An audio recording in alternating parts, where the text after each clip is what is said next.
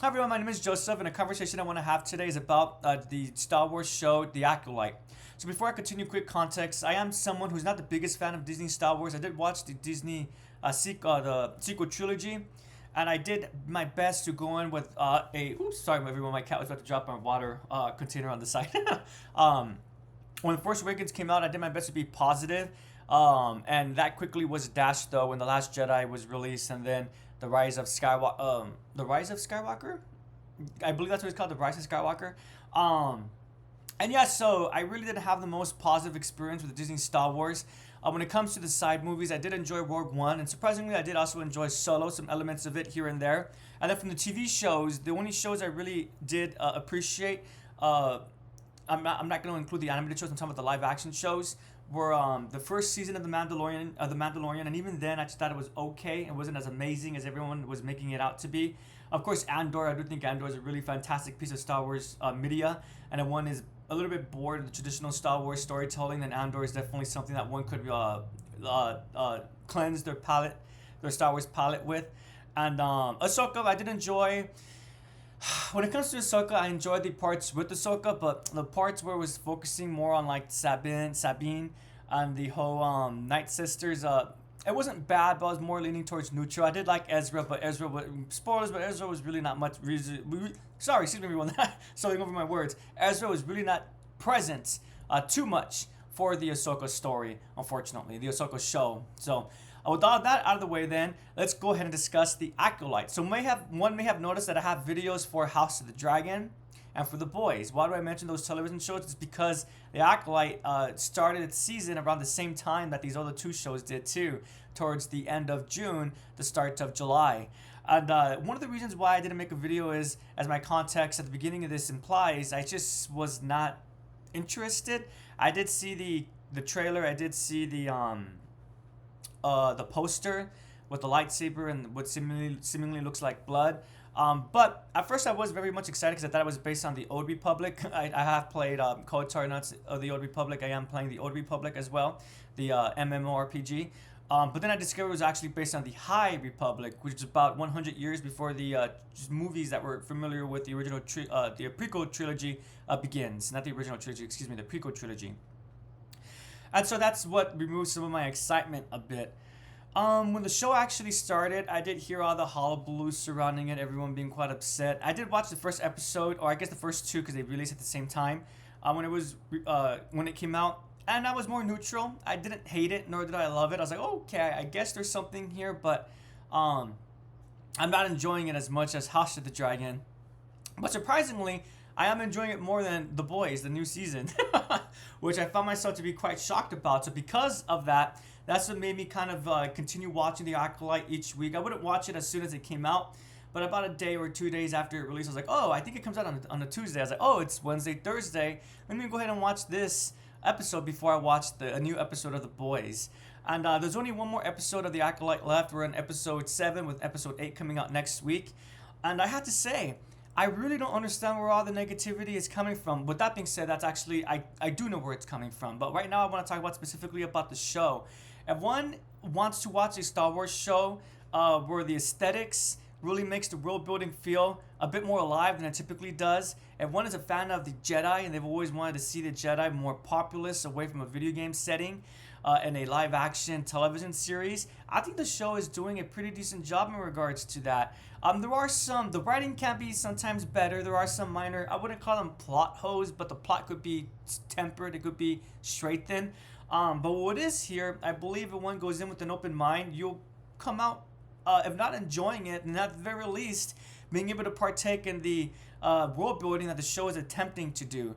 I have no idea in what way they're trying to connect it to the sequel trilogy. Unfortunately, I know the animated series is plagued by that, and a little bit of the live series as well, like with the most recent season of The Mandalorian. I haven't seen it, but I am aware of the Death Project. I forgot what the project is called, but essentially the one that's looking like it's connected to Snoke and Palpatine. This project was also referenced in the last season of The Bad Batch, Star Wars The Bad Batch. So I'm pretty sure that eventually these plot threads will lead into the sequel trilogy. But for right now, I'm unsure where we'll be coming from. What I'm enjoying about the Acolyte is the characters. I do like the villain, Q. I'm just gonna call him Q because I don't think I'm pronouncing his name correctly. I like his the villain because I like the ideology that he seems to be attempting to follow. One could tell, minus spoilers, one could tell that the ideology that he's sharing is coming from the Thread, which is a Destiny player, makes me think of Strand, but that's neither here or there. But the Thread is coming from those Night Witches, they're not Night Sisters from the Clone Wars show. Has anyone seen them? They're just witches, essentially. Which I won't get into because that's a whole discussion about the lore, but I wanted to discuss the show specifically itself.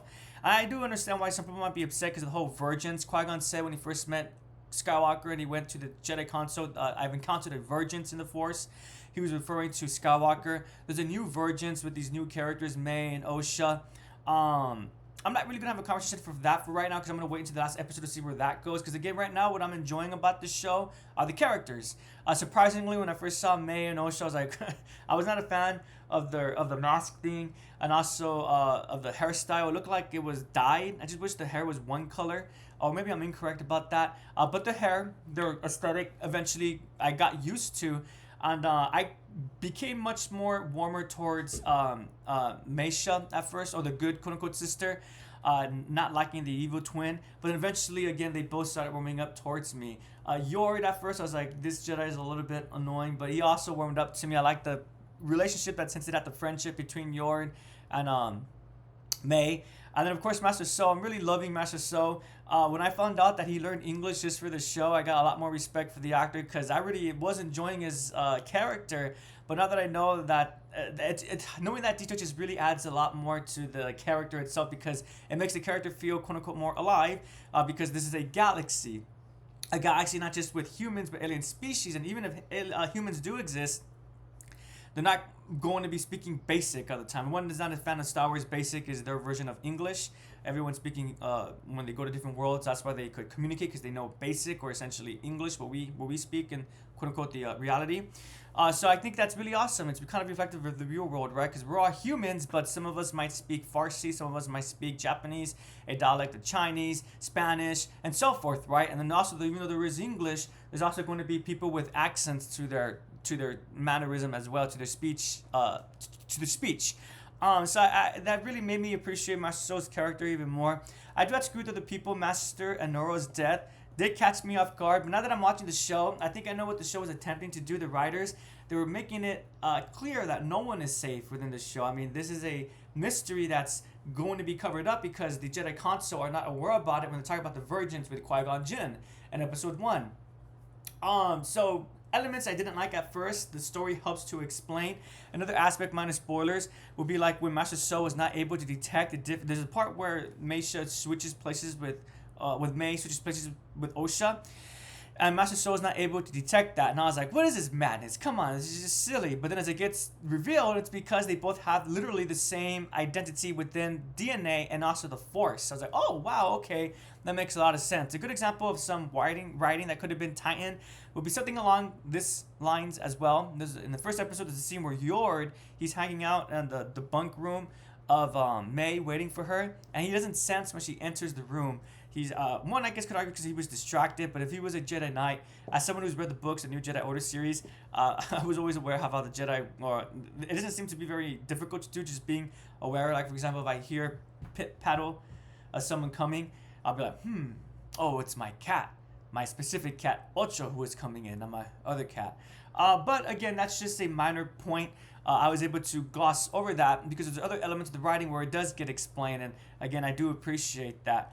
With all of that out of the way, though, the negativity that the show seems to be generating, I really do have to blame the director and the actors. I went into the show not knowing anything externally from the show itself. I just saw the trailer, I just saw the poster, and that is it.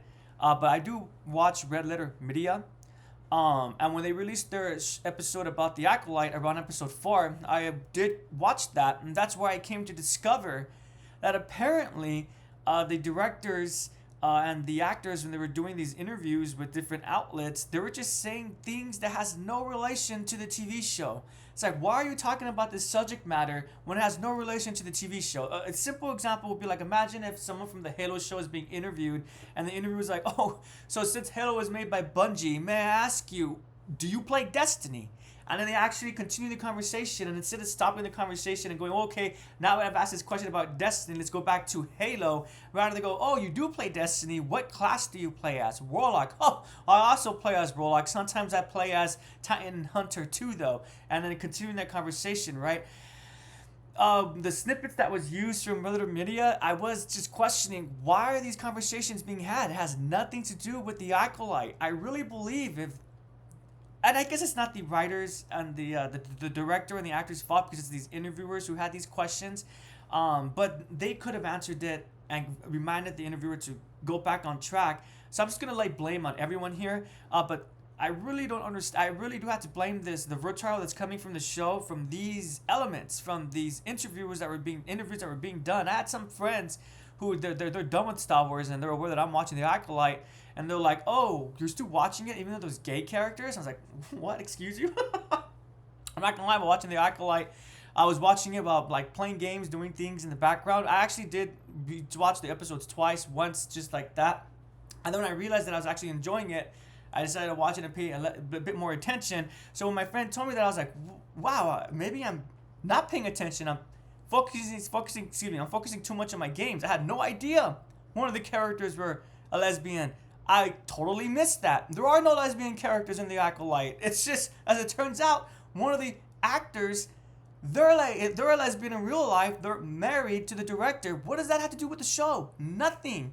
My bad, I'm sounding kind of passionate, excuse me, but it's just, I feel bad for the Acolyte, the show, just because I feel like it didn't deserve all the negativity that's surrounding it, and it's not being allowed to kind of just flourish on its own, unfortunately. It's coupled with all this baggage that in no way is from the show itself, but unfortunately coming from external factors away from the show. So if one has any interest in watching the Acolyte, I'm definitely going to do a review for this show after I watch the last episode. If one has any interest in the show, though, definitely watch it. Go in with an open mind. Ignore everything that's been said if you have heard anything about this show. If you haven't heard anything, go in not looking at interviews, not even regular media. Just watch the trailer, look at the posters if one wants to. And if you're a fan of Jedi, if you're a fan of the Old Republic,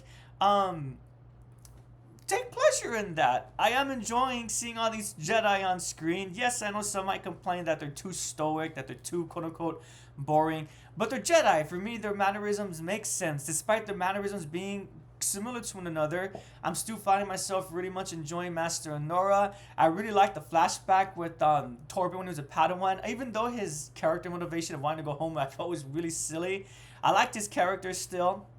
I already said I like Master So. I'm liking the twins. I can't think of one character that I'm not enjoying in this show. I'm also even enjoying the heavyset the heavyset Jedi Knight that they had at the local Jedi Temple, because it makes the Jedi feel more alive. In the same way that there's going to be different sized monks in real life, right? Different sized individuals and orders of power. I liked how there's different sized people for Jedi too. So that makes it more immersive and makes it feel more alive. So again, if anyone has any interest in Jedi, any interest in the Old Republic, any interest in this show, go in with an open mind. I definitely did not go in with an open mind. I was narrow-minded a little bit. For example, I did go in, I was aware that the villain was going to wear a helmet. I was like, of course, as always, all these Star Wars villains, they have such a affiliation towards helmets. They really just like using helmets. We have Darth Vader, Darth Raven, Darth Nihilus, now Kimar, and so forth, right? But there's actually some practical sense to this helmet, why it's being used, and I enjoyed it. So yeah.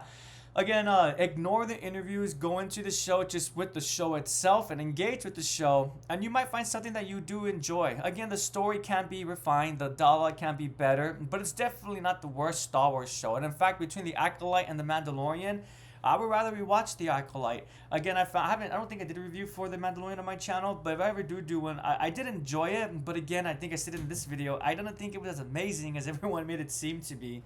I mean, yeah, the Western setting was cool, but I'd rather watch Deadwood for Deadwood, or even Westworld if I want something with combined with sci-fi.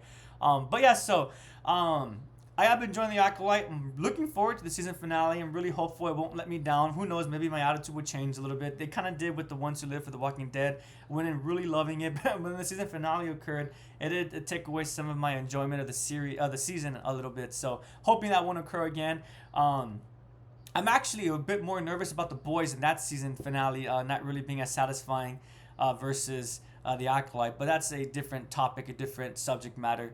That's not for this video. Thank you so much for listening, everyone. I really do appreciate it. Please do let me know if are you watching the Acolyte? What's your impression of it? Are you enjoying it? Did you tap out? Are you also confused about all the hate that's surrounding it? Or were you like me, you just went in blind and just wanting to see a new Star Wars show with Jedi? But yeah, thank you again so much for watching. I really do appreciate it. Have a great day, everyone, and take care.